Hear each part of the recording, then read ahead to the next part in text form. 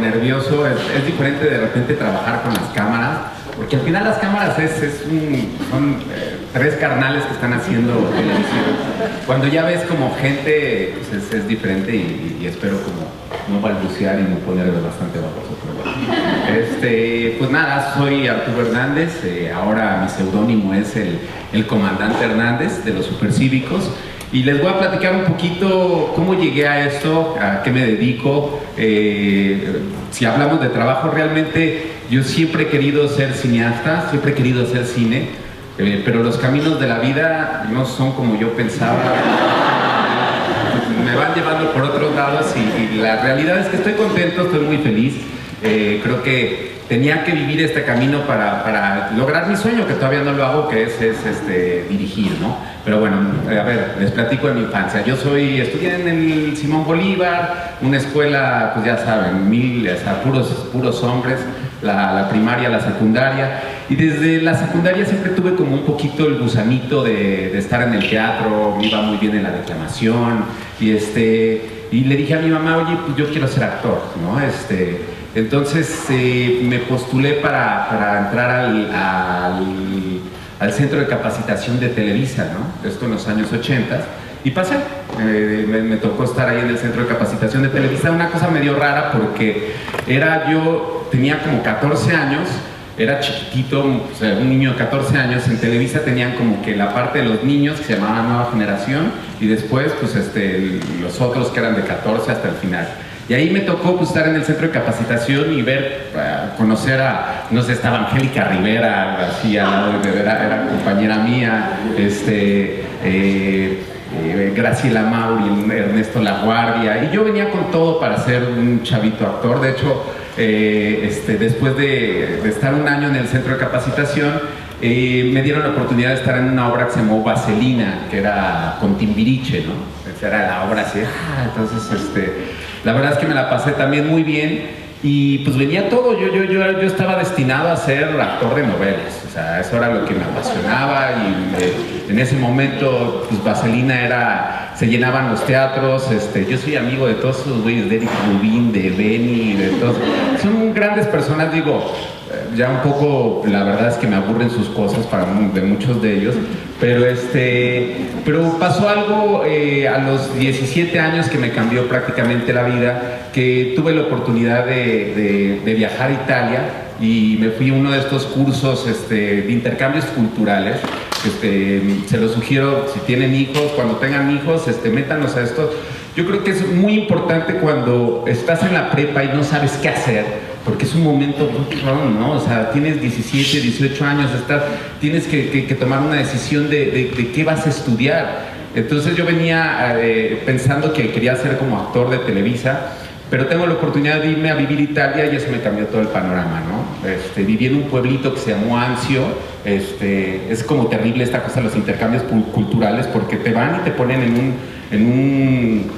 a hacer sexto de prepa, de repente con güeyes así en Italia, en un pueblito, ¿no? Entonces, pues mucha gente pensaba que yo era italiano, entonces me acuerdo que en los recreos llegaban güeyes a hablarme, y aunque crees que te entiendes el italiano, la realidad es que no. Entonces pues me daba el panic attack y me acuerdo que mi mejor amigo, me dijo, güey, yo creía que tenías como problemas mentales porque llegué a preguntarte que, oye, tal, ¿sabes? Si no sé qué, me estaba pidiendo un cigarro y yo le decía así. Sí. Ya, bueno, ese tiempo en Italia me cambió el panorama de las cosas y sí creo que es muy importante a nivel educación que acabando la preparatoria todos deberíamos de salirnos del huacal. O sea, no deberías de hacer ese paso de tercero de prepa a la universidad, porque por eso son pues gente que realmente no sabe lo que quiere estudiar. Entonces creo que a nivel, como si fuera yo el secretario de Educación Pública, diría, después de tercero de prepa, la gente tiene que irse 6 meses a hacer cualquier cosa, tiene que salirse de su entorno, tiene que salirse de su huacal para poder comprender mejor las cosas. Entonces, pues eso me ayudó muchísimo. Y cuando ya regreso, digo, no, pues no, la verdad es que no quiero ya ser actor de Televisa, nada, mucha hueva esto. Y quiero hacer cine, o sea, me tenía como el gusano hacer cine. Postulé para el CCC, me rechazaron, para el CUEC me rechazaron, y dije, güey, son las 2 únicas escuelas de cine, pues me voy a meter a estudiar comunicaciones. Era como la cosa un poquito más afín, ¿no? La carrera de comunicaciones la estudié en la Universidad Intercontinental. En ese momento era o la UIC o Libero, ¿no? Eran como las dos para comunicaciones las mejores. Me rechazaron también de Libero, o sea, rechazaron el CCC de Libero, digo, no manches. Pero me aceptan en la UIC. Y la carrera de Ciencias de la Comunicación es terrible, es una... O sea, es como un curso propedéutico de 4 años, esa es la realidad. O sea, sabes un poquito de periodismo, sabes un poquito de radio, sabes un poquito de cine, de tele, de foto, pero lo que decidí, por lo cual decidí quedarme en la carrera de Ciencias de la Comunicación fue por los amigos. O sea, el grupito de amigos con los que había trabajado, con los del salón, decía, este güey está poca madre. En ese momento, pues digo, ya falleció Abel. Era Abel Membrillos, así, mi mejor maestro, ¿no? No sé si lo conocen, lo llegaron a conocer, es un locutor de radio. Estaba Abel, estaba Fernando Emke, estaba pues gente que decía, con ella quiero crecer, ¿no? Y acabé la carrera de Ciencias de la Comunicación, salí de la carrera y tuve mucha fortuna de que pasé a trabajar en Z Films. Z Films era la productora de Alejandro González Iñárritu. Entonces, yo era creativo ahí y pues tenía, la verdad es que conocí así durante 1 año y medio estar trabajando 1 a 1 junto a este carnal que, pues la verdad es muy talentoso. Pero sobre todo ahorita me da como mucha inspiración decir, güey, es uno de los mejores directores del mundo y no estamos lejanos de él. O sea, es nada más una cuestión de creérsela y de tener como disciplina, ¿no? Entonces, bueno, trabajo en Z Films y ahí me empiezo a dar cuenta que la publicidad, porque me había metido a hacer rollo creativo, pues no me apasionaba, o sea, era muy falso, no me sentía como contento y me la juego y me voy a vivir a Nueva York a estudiar cine. Había ahorrado una lana y me fui al Millennial School, que es una escuela en Nueva York. Y me empezó a ir muy bien, empecé a estudiar, me apasionaba mucho lo que hacía, pero ahí tuve la oportunidad que también le cambió el rumbo a mi vida, que me hablaron de un amigo de MTV que estaba trabajando, que también venía conmigo de estudiar Ciencias de la Comunicación, Vicente Solís. Me dice, oye, güey, están buscando un conductor mexicano, pero no la pegan y no la pegan y no la pegan. Y pues yo les dije que tú podrías como ser un conductor, entonces te vas a México a hacer el casting. Y le dije, estás güey, o sea, yo que voy a pagar no sé, $400 para ir a hacer un casting a México. Me dijo, a ver, déjame ver cómo hacemos las cosas. Y me dijo, no, mándate tú tu casting. Y eso yo creo que tuve la gran fortuna de yo hacerme un casting, porque los castings, como se hacen como tal, están destinados a matarte la mitad de tu personalidad desde el principio, ¿no? O sea, son 2 güeyes ahí de, ¿cómo se llama? Pon tu cartera acá, o sea, te desapasionan, o sea, es un entorno específico para no sacarte realmente tu personalidad. Y yo tuve la fortuna de empezar a hacerme mi casting y empecé a grabar y a hacer, soy tal y tal y tal. Y lo mandé a MTV y en MTV, perdón, en ese momento, no es el MTV que ustedes conocen, MTV Latino en los 90s, en 92, 93, era un super canal. La verdad es que culturalmente, o sea, yo me acuerdo que la primera vez que prendí la tele y vi MTV decía, ¿qué es esto? O sea, era una calidad de imagen increíble, visuales increíbles, conductores muy bien, era un canal que sobresalía todo lo que habías visto, ¿no? Entonces, pues llegar a trabajar en MTV para mí fue un sueño. Tuve que dejar la carrera de cine. Fue la primera vez en donde pues decía, ¿qué hago? Ya llevo 4 meses aquí, me gusta mucho estudiar cine en Nueva York, estoy en verdad feliz, pero tengo esta otra cosa, ¿no? Que está increíble que te vayas a ser conductor de MTV. Y no sabía, la verdad, en algún momento pensé y dije, no, voy a seguir estudiando cine en Nueva York y perder esta oportunidad. Pero con el conflicto, que ese es bien fuerte, ¿no? Cuando tienes esas decisiones para bien, ¿no? Pero igual y son conflictivas. Y no sabía qué hacer, le hablé a mi mamá y le dije, ¿qué hago? ¿No? O sea, la verdad es que, no, pidiendo un consejo en mi currículum. Pues yo no sé tampoco, o sea, a ver, cierra tus ojos, debe haber alguna que un poquito, intuición, me dijo, intuición. Dije, bueno, sí, me voy para Miami.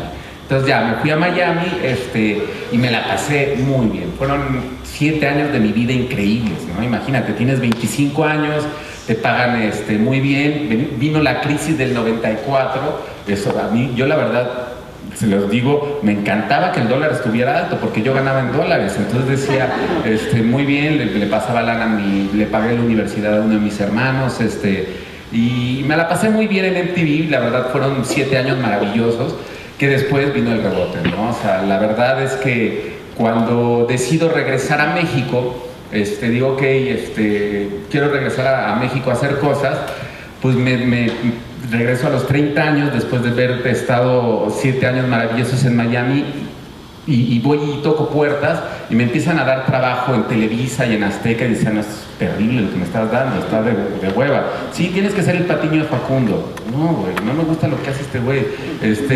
Y entonces pasé por una transición terrible, la verdad es que llegué a una depresión después de regresar de Miami porque no me sentía cómodo, no me gustaban las cosas que se hacían aquí en México. Y pues nada, me fue como, tuve años como oscuros, pero al mismo tiempo esos años fueron los que pues empecé como viajaba mucho en metro, en pecero, como trataba como de buscar como historias y fue ahí que empecé como a darme cuenta que también me costaba mucho trabajo ver cómo funcionaban las cosas en Estados Unidos a nivel de autoridad y me cagaba ver en México que la gente hacía lo que quería. De ahí como que empezó esa semillita de los supercívicos. Entonces empecé como yo por mi parte pues a decirle a la gente, oye carnal, estás estacionándote una rampa para gente con discapacidad, chingas a tu madre, y chingas tú también. Y pues en ese momento pues, estaba mucho más trabado y estaba como bastante, no era agresivo, pero sí me les ponía de chingas a tu madre tú, ¿no? Pero un día iba con Abel Membrillo, y ese fue el detonante. Nos metemos en una calle y nos sale un baboso en sentido contrario y casi nos estampamos, hubiera sido un choque bastante fuerte. Al final de cuentas no quedó más que las mentadas de madre, no, chinga tu madre, tú y tal. Y me acuerdo que Abel agarra y dice, ese fue el detonante, de ahí salió los supercívicos. Dijo, ¿cómo me gustaría tener un coche que era súper radical, como un tipo Mad Max, que fuera por la calle y que agarrara y entonces a los coches que están en doble fila les pegamos y les tumbamos la defensa, ¿no? Y pues total, pues oye, no te vi, pues estás en Insurgentes sin conductor, pues es más, me tienes que pagar y mi coche tiene seguro y dije, está buena la idea, hay que hacerlo. Y entonces me fui a Iztapalapa y compré un Valiant Duster 1969. El primer supercívico, el coche se llamaba el Maciosare, porque en un principio se iba a llamar Mexicanos al Grito de Guerra el formato, después el segundo nombre que se llamaba MECO, ¿cómo se llama? Ya saben, o sea, y significaba Movimiento Ejemplar contra Ojetes. Entonces, y así, puertas como el Lamborghini, le puse un periscopio y el éxito fue que le metí unas bocinas y tenía un micrófono igual a y empecé a salir, le dije, a ver, ya está el coche, vamos a salir a freestylear. Entonces empezaba a ver cómo era el locutor, pues qué bonito el policía, muy bien, echándose su tamalito. Me acuerdo que fue la primera acción. Que en Tlacoquemeca, y estaba un policía echándose una atole y en doble fila, ¿no? Y entonces, qué bonito el policía de la no sé qué, del número, echándose su atolito, y vemos cómo el policía agarra a salir. Se mete y todos, se empiezan a reír. Y digo, esto está increíble, o sea, esta patrulla, güey, funciona y funciona muy bien. Y empezamos a mover coches. Al principio era pura doble fila, ¿no? Y dije, güey, hay que hacer un formato de esto. Entonces hicimos el formato, En ese primer formato estaban Beto y Lalo, que ahorita están en Telehit, Teo de los Liquids y Abel, y cada uno que supuestamente teníamos como una labor. Tú eres el que te sabe todo el reglamento de tránsito, tú eres el experto en armas, ¿no? Por ejemplo, hacemos el brazo robótico vengador, que era sacábamos un guante y teníamos huevos con pintura vegetal, o sea, entonces les digo, era muy radical, no tenía nada de supercívico el primer supercívico. Y les aventábamos huevos con pintura y ya salíamos ahí pues, como traviesos, como niños de uy,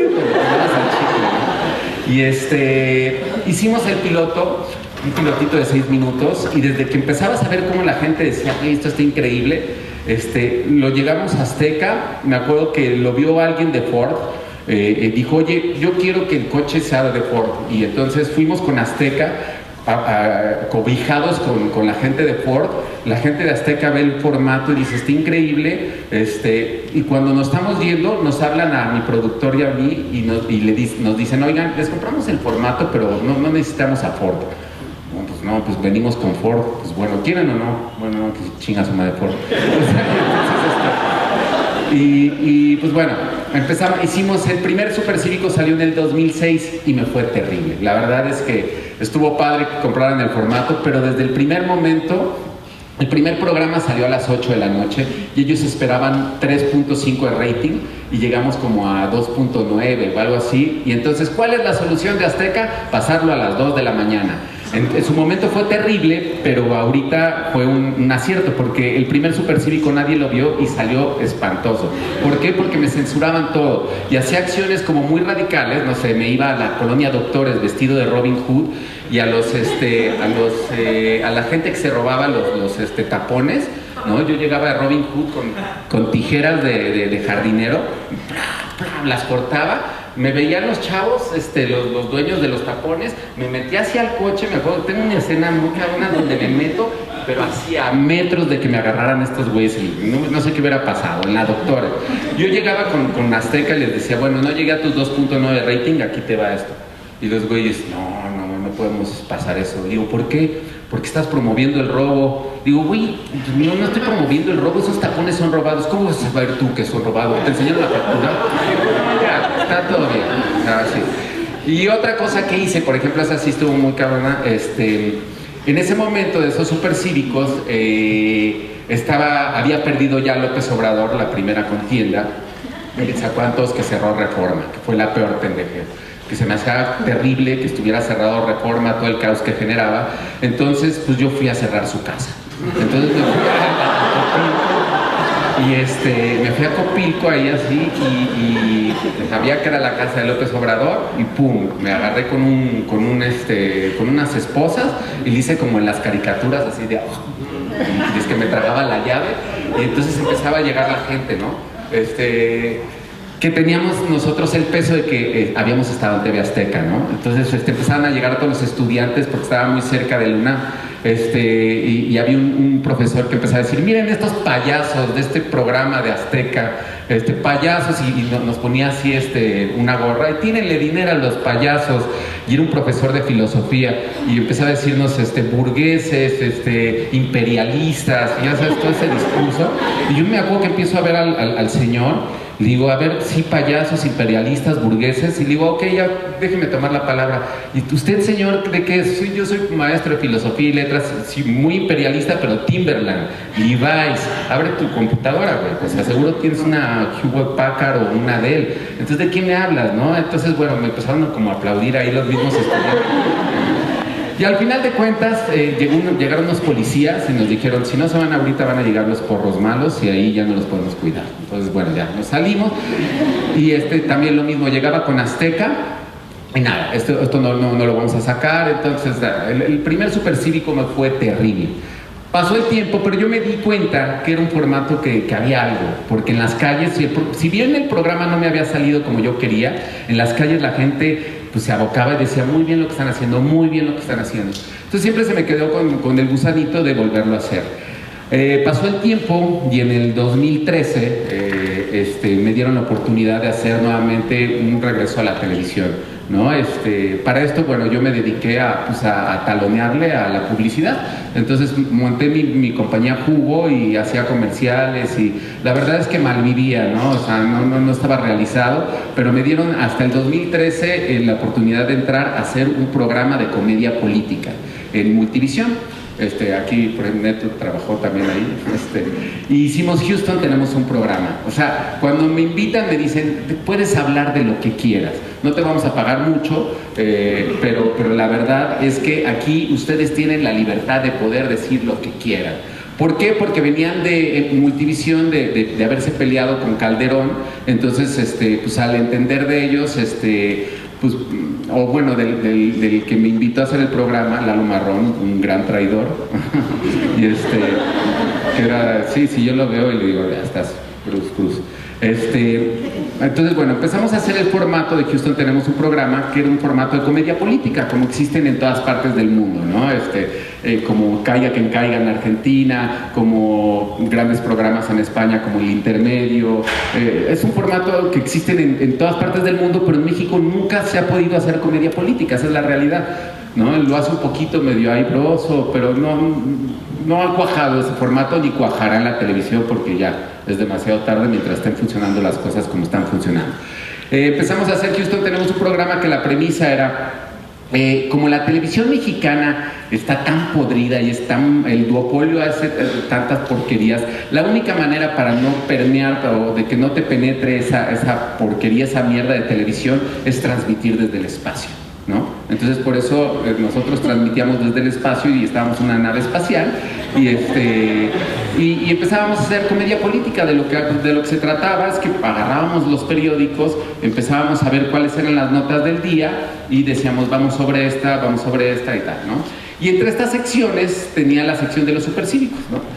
Bueno, empezamos a hacer el formato, le empezó a ir muy bien al formato, pero desde la primera nota que hicimos contra Peña Nieto nos mandan llamar, ¿no? ¿Qué pasó? Y el formato yo lo hice con un español en ECO, lo cuento porque cuando nos hablan y los directivos de Multivisión dicen, oigan, ¿por qué dijeron eso del presidente? Y pues porque hizo esta pendejez, o sea, es comedia política. Mira, que esta le tocó al PRD, esta le tocó al PAN, esta le tocó al obispo, o sea, agarramos, no es contra nadie, es contra todos, o sea, es sobre lo que no hay apartidismo. No, pero contra el presidente no se puede hablar así. Oye, pero es que este güey nos dijo que viniéramos a hacer un formato de comedia política, y el otro güey, no, yo no les dije. Te caen, ¿verdad? No, me malinterpretaron. Entonces me acuerdo que mi cuate en ECO, el vasco, agarra y dice, o sea, a ver, tío, o sea, lo que ustedes no están diciendo es censura, ¿no? Y pone así frente a todos los directivos. Y uno de los directivos, Vázquez Vela, que es otro terrible, güey, dice, pues sí es censura. Pues entonces, pues bueno, entonces la cata nos los corremos, cabrones. Bueno, pues entonces ya fuimos con los creativos y les dijimos, oigan, no podemos hablar de Peña Nieto. ¿Cómo? O sea, nos están quitando el 30% del contenido. Pues sí, güey, y si no, que nos corren, güey. No mames, o sea, decidimos votación, seguimos el programa o abandonamos. Bueno, no, hay que seguir, pues todo el mundo yo había sacado, éramos 20 personas que habían dejado sus trabajos por meterse a este formato. Bueno, seguimos haciendo el formato. Para esto metíamos las cápsulas de los supercívicos y los supercívicos empujaban a todo el show. O sea, cápsula de los supercívicos que metías, como empezaba a subir como muy cabrón el programa, ¿no? Y de repente pues nos dicen, no pueden decir nada de Osorio Chong, no pueden decir nada de gobernación. O sea, que pedo, ahora ya me quitas el 30 y ahora ya nos vamos al otro 10 porque no puedo hablar de gobernación. Pues sí. Y de repente nos dijeron, no pueden hablar nada del PRI. No mames, o sea, entonces ya nada más es PAN, PRD, y bueno, la verdad, ya íbamos destinados a morir, y un día, pues sí, a los 4 meses que habíamos alcanzado el rating del canal, que estaba al almohadazo de Fernanda Tapia, llegamos a alcanzar y estar al nivel de ella, que llevaba ya 10 años al aire. Nos corrieron cobardemente, y bueno, básicamente nos despidieron y yo les decía, bueno, ya, ok, chinga su madre, chinga tu madre, tú, págame págame mis 3 meses, si me estás tirando al agua, pues bueno, nada más aviéntenme mi salvavidas y el de toda mi gente. No, arréglate con los outsourcings, que son estas cosas, estas compañías tramposas. Por ejemplo, a mí me pagaba, me llegaba mi cheque y me llegaban de 7 lugares diferentes, pero con razones sociales estúpidas. Había una que se llamaba Internet Producciones. O sea, imagínense cómo funcionan ya las cosas, que son contadores inventándose compañías. A ver, ¿cuál otra? Gorra roja. Okay.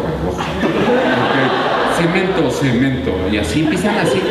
Bueno, pues ya te vas a esa demanda y pues eran compañías fantasmas. Al final nos fuimos a un juicio de 2 años y ya perdimos.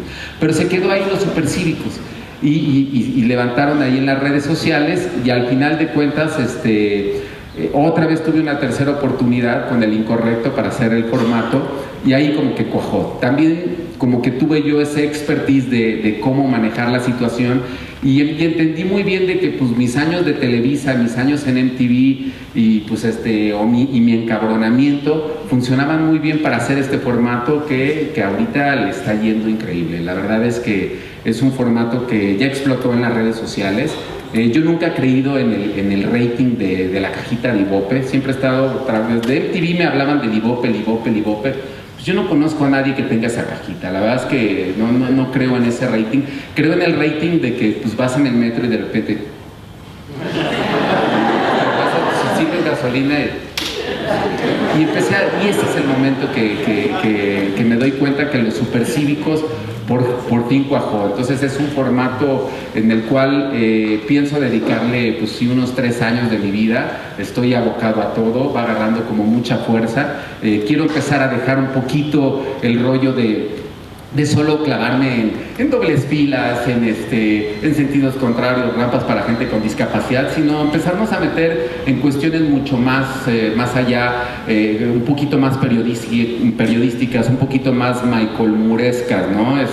Clavarte y hacer cosas contra Monsanto, con los transgénicos del maíz, clavarte contra pues cuestiones un poquito más de fondo. Por ejemplo, ahorita una de las cápsulas que estoy haciendo, que la voy a lograr, voy a sacarle la licencia de conducir a una chava que es ciega, ¿no? Y entonces voy a agarrar y voy a enseñar cómo funciona, porque esa es la base de todo. O sea, sacas una licencia de conducir pagando. Entonces voy a ir a sacar la licencia. Es una chava que no tiene los ojos así como de cristal, o sea, perdió la vista, pero si te quitan los anteojos, la ves y la ves normal. Y entonces ya que saquemos la licencia estudiándolo muy bien, con apuntador y que todo normal, con cámaras ocultas, vamos a hacer que salgamos a la calle y le pegue una defensa de una patrulla, o sea, y que le tumbemos la defensa de la patrulla, y cuando salga el patrullero y que diga, ¿qué pasó? Le digo, pues es que mire, es ciega, está loca, comprobante, señor.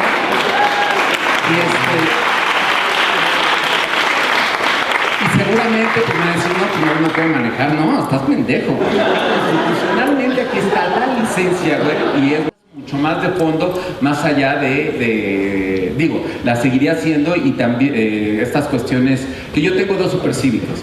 Están los supercívicos en los cuales me disfrazo como Cristo y me meto al metro y tal.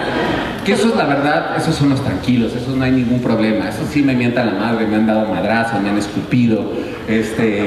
Pero al final voy cubierto con 6 carnales que para que ya nos pongan unos madrazos, ya está. O sea, estudiamos nuestras cosas. O sea, a ver, nos metemos con los bocineros, pues sí, pero no nos vamos al metro Chabacano, que es en donde está el epicentro. Nos vamos a donde hay uno nada más, y pues sí, nos va a dar un madrazo y tal. Eso no tengo ningún problema. Los que sí son muy peligrosos son los del celular. O sea, cuando tú sacas el celular y estás ahí solito, ahí es en donde la gente tiene, los malos se ponen, estás como más vulnerable. Pero bueno, pero es parte del formato incentivar a la ciudadanía a que usemos todos el uso del celular.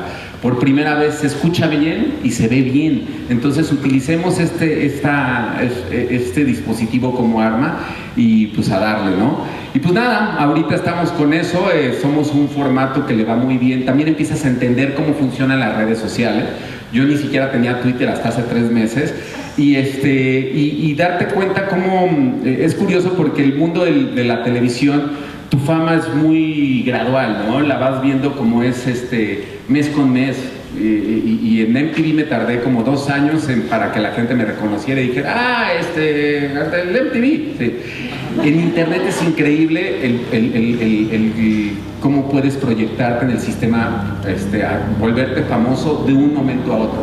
Y eso lo tuvo los Supercívicos con un solo video, que fue el video de estar bajando propaganda electoral. Ese video llegó pues, llegamos a contabilizar entre gente que nos pirateaba nuestro formato, que no importa, pues más de 30 millones de views, y ese fue el que nos despegó y ahorita estamos aquí. Es un formato que no es youtubero, también empiezas a darte cuenta que está YouTube y está Facebook. Bueno, pues nuestro formato es facebookero, no somos youtuberos. Empiezas también a entender cómo funcionan las dos plataformas. YouTube es como más para chavitos, más anónimo, digamos que YouTube es más banda. Y Facebook es como, ya es otro formato, como un poco más, no banda quise decir, sino que es como mucho más, pues más chavito, yo creo. Y Facebook es un formato en donde, pues la gente subes tus videos y se comenta, y eso es lo que tienen los Supercívicos.